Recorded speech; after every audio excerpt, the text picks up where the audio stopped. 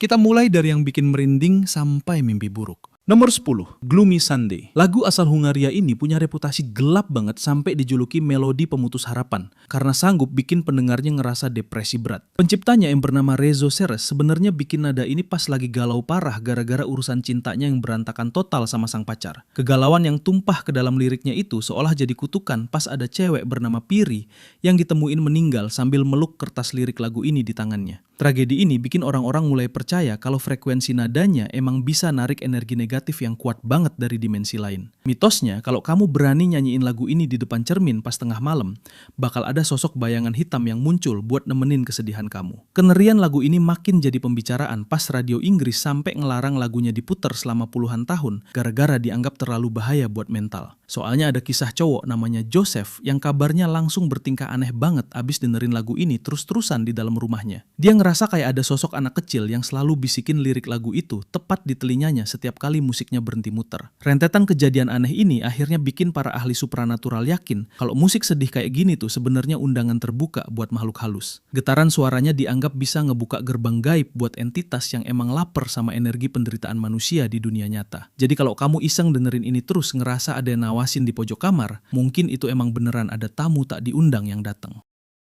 Nomor 9, Rock-A-Bye Baby. Lagu pengantar tidur gadis Inggris ini sebenarnya punya lirik yang cukup kelam karena nyeritain tentang bayi yang jatuh dari atas pohon. Legenda aslinya sering dikaitin sama sosok perempuan bernama Abigail yang kabarnya pakai lagu ini buat nenangin arwah bayi yang hilang di hutan. Cerita horor soal lagu ini makin kuat pas ada seorang ibu bernama Sarah yang ngaku denger suara nyanyian ini dari kamar bayinya, padahal dia lagi sendirian. Kejadian itu makin aneh pas dia nemuin bekas cakaran kecil di tempat tidur bayinya, seolah ada makhluk yang baru aja mampir. Banyak yang percaya kalau lagu ini sebenarnya adalah panggilan buat entitas penjaga hutan yang suka nyari keberadaan anak kecil. Kisah mistis lainnya datang dari pria bernama Thomas yang kabarnya sering lihat bayangan hitam berayun di langit-langit setiap kali lagu ini diputar di rumahnya. Konon, frekuensi dari melodi klasik ini bisa narik perhatian makhluk halus yang emang pengen ngerasain kembali suasana hangat, tapi dengan cara yang salah. Orang dulu bahkan sering ngelarang nyanyiin lagu ini pas cuaca lagi badai, karena takut bakal ada tamu tak kasat mata yang masuk. Fenomena gangguan ini akhirnya bikin banyak orang yakin kalau liriknya yang sederhana sebenarnya mengandung mantra penarik arwah dari dunia bawah. Getaran suaranya dianggap bisa ngebuka pintu komunikasi sama makhluk halus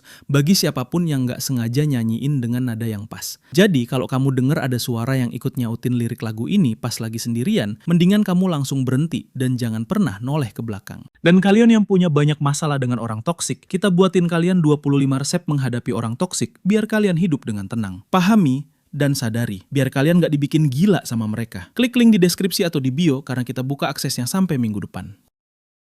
Nomor 8, Tiptoe Through the Tulips. Lagu klasik yang dibawain sama penyanyi bernama Tiny Tim ini sebenarnya punya nada yang ceria, tapi malah sering dianggap sangat menyeramkan. Popularitas lagu ini meledak di dunia horor setelah dijadiin soundtrack film Insidious pas sosok iblis merah muncul di balik lemari secara tiba-tiba. Mitos yang beredar bilang kalau lagu ini adalah favorit para entitas penghuni alam astral buat menunjukin keberadaan mereka di dunia nyata. Ada cerita dari seorang remaja bernama Kevin yang ngaku denger suara musik ini muter sendiri di gudang rumahnya pas tengah malam. Pas dia cek, ternyata nggak ada alat musik apapun yang nyala, tapi dia nemuin jejak kaki kotor di lantai, seolah ada yang baru aja nari di sana. Kisah lain datang dari seorang kolektor barang antik bernama Martha yang ngerasa diteror abis beli piringan hitam asli dari lagu satu ini. Dia bilang kalau setiap lagu ini diputer, maka barang-barang di rumahnya bakal gerak sendiri dan ada suara tawa kecil anak-anak dari balik tembok. Banyak yang percaya kalau melodi lagu ini sebenarnya adalah undangan buat makhluk halus buat ikut berjingkat masuk ke dalam dimensi kita manusia. Getaran suara dari lagu ini dianggap punya frekuensi yang sangat sensitif bagi indera pendengaran makhluk yang nggak kasat mata. Hal itu bikin banyak orang supranatural nyaranin buat nggak muter lagu ini di tempat yang sepi atau gelap karena bisa narik perhatian mereka. Kalau kamu dengar ada suara langkah kaki yang seolah lagi jinjit di belakang kamu pas lagu ini bunyi, mending segera matiin musiknya dan pergi dari situ sekarang juga. Nomor 7, London Bridge is Falling Down. Lagu anak-anak yang mendunia ini sebenarnya punya akar sejarah yang sangat kelam dan sering dikaitin sama komposer John Playford yang pertama kali nerbitin liriknya di tahun 1651.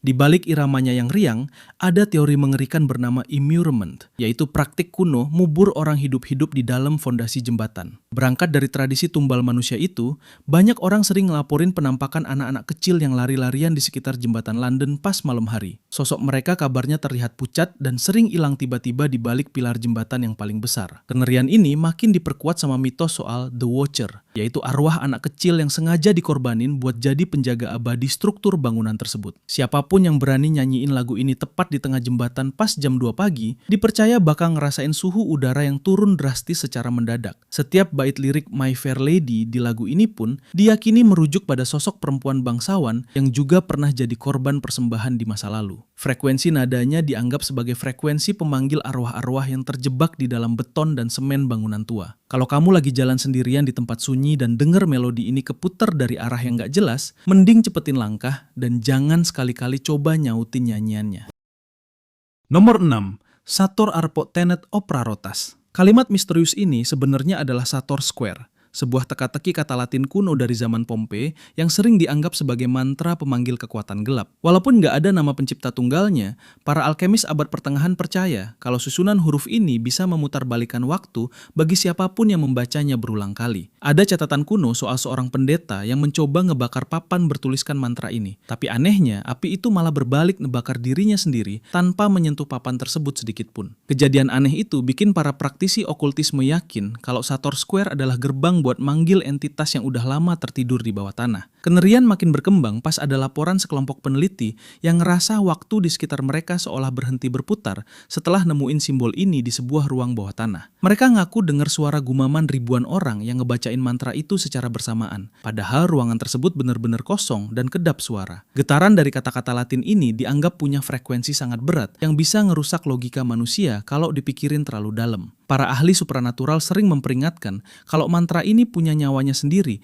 yang bakal terus ngikutin siapapun yang berani ngebacanya dengan niat iseng. Kalau kamu lagi sendirian dan tiba-tiba ngelihat susunan kata ini muncul di cermin atau kertas kosong, mending segera alihkan pandangan dan jangan pernah coba buat ngeja setiap hurufnya. Jangan lupa subscribe dan dukung kami jadi channel edukasi pertama yang mencapai 10 juta subscriber di Indonesia. Nomor 5, Ring Around the Rosie. Lagu anak-anak yang mendunia ini sebenarnya nyimpen sejarah yang sangat kelam karena sering dikaitin sama wabah maut hitam atau Great Plague yang melanda London di tahun 1665. Liriknya yang kedengeran lucu itu diyakini sebagai metafora dari gejala penyakit mematikan, di mana Rosie merujuk pada ruam merah di kulit dan posies adalah bunga yang dibawa orang di saku buat nutupin bau busuk dari mayat-mayat di jalanan. Iramanya yang riang sebenarnya adalah cara anak-anak zaman dulu buat ngeledek kematian yang ada di depan mata mereka setiap hari. Berangkat dari sejarah penuh kematian itu, muncul banyak laporan horor soal bayangan-bayangan hitam yang ikut muncul tiap kali anak-anak nyanyiin lagu ini di area pemakaman tua. Banyak yang ngaku sering dengar suara tawa anak-anak yang mendadak berubah jadi tangisan pilu tepat saat lirik All Fall Down dinyanyikan bareng-bareng. Kengerian ini makin diperkuat sama mitos soal arwah-arwah korban wabah yang bakal terpanggil kembali ke dunia nyata kalau lagu ini dinyanyiin secara melingkar di bawah pohon besar. Ada saksi mata yang bilang kalau mereka pernah lihat lingkaran anak-anak yang lagi main lagu ini. Tapi salah satu dari mereka punya wajah yang udah membusuk dan tatapan matanya kosong banget. Praktisi supranatural sering memperingatkan kalau lirik lagu ini sebenarnya berfungsi sebagai pengingat bagi entitas penjemput nyawa yang masih berkeliaran di sekitar kita. Getaran suaranya dianggap bisa ngebuka portal bagi makhluk halus yang pengen ngerasain kembali penderitaan manusia di masa wabah dulu. Kalau kamu dengar ada suara nyanyian ini pas lagi lewat di dekat bangunan tua yang udah kosong, mending cepetin langkah dan jangan pernah coba-coba buat ikut masuk ke dalam lingkaran mereka.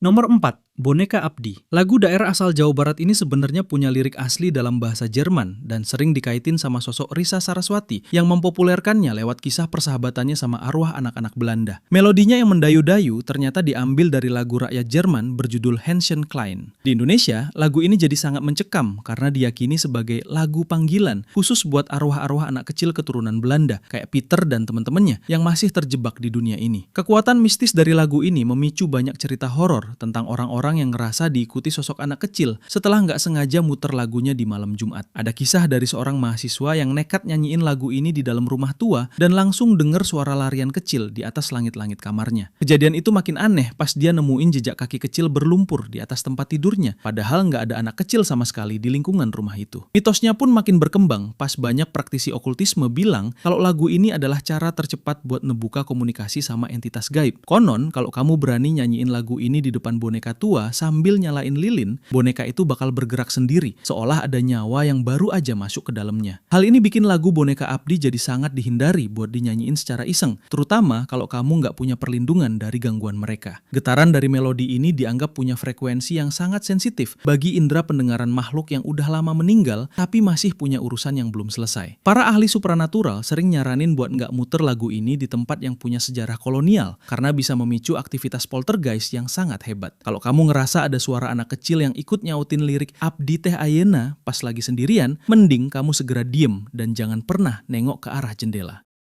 Nomor 3, Torianse. Lagu tradisional Jepang yang sering diputar di lampu penyeberangan jalan ini ternyata menyimpan makna sejarah yang sangat kelam di balik liriknya yang misterius. Meskipun nggak diketahui secara pasti siapa penciptanya, melodi ini udah ada sejak zaman Edo dan sering dikaitkan dengan tradisi ziarah ke kuil yang dianggap berbahaya bagi anak-anak. Liriknya menceritakan tentang perjalanan ke kuil yang mudah saat pergi, tapi menakutkan saat pulang, yang diyakini sebagai peringatan tentang fenomena kamikakushi atau anak-anak yang hilang diculik oleh dewa atau roh halus. Ada cerita dari seorang turis yang mendengar melodi ini berulang kali di malam hari, padahal nggak ada lampu penyeberangan di sekitar situ. Dan tiba-tiba dia melihat bayangan anak kecil yang menarik tangannya ke arah kegelapan. Kejadian-kejadian aneh ini ngebuat banyak orang yakin bahwa irama Torianse sebenarnya adalah sebuah undangan bagi penghuni dimensi astral untuk muncul di dunia nyata. Kengerian makin diperkuat dengan mitos yang bilang kalau kamu berani menyanyikan lagu ini sambil berjalan mundur di depan kuil tua, kamu akan menemukan gerbang gaib yang nggak pernah ada sebelumnya.